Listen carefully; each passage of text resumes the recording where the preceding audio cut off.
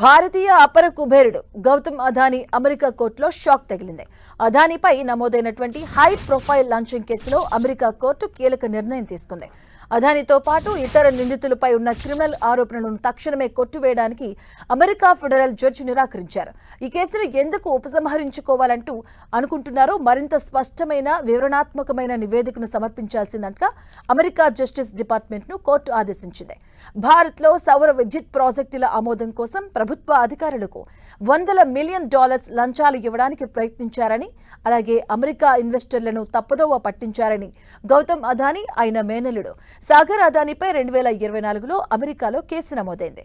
అయితే ఈ ఆరోపణలన్నింటినీ అదానీ గ్రూప్ మొదటి నుంచి తీవ్రంగా ఖండిస్తూనే ఉంది. మే నెలలో ట్రంప్ ప్రభుత్వం అధికారంలోకి వచ్చిన తర్వాత ఈ కేసుపై మరింత సమయం, వనరులు కేటాయించలేమని పేర్కొంటూ కేసును పూర్తిగా ఉపసంహరించుకోవాలని జస్టిస్ డిపార్ట్మెంట్ భావించింది. జూన్ 24న అదానీ తరపు న్యాయవాదులు కూడా ఈ కేసు అమెరికా అధికారిక పరిధిలోకి రాదని, లంచం ఇచ్చినట్లు నిరూపించడానికి తగిన ఆధారాలు లేవని పేర్కొంటూ కేసును అధికారికంగా కొట్టివేయాలని కోర్టును కోరారు.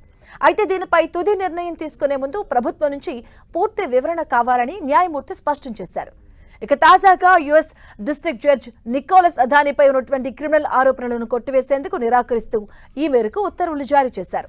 కేసును ఉపసంహరించుకోవాలంటూ మే 18న జస్టిస్ డిపార్ట్మెంట్ దాఖలు చేసిన పిటిషన్ చాలా క్లుప్తంగా, ఎలాంటి బలమైన కారణాలు లేకుండా ఉందంటూ ఆయన అసంతృప్తిని వ్యక్తం చేశారు.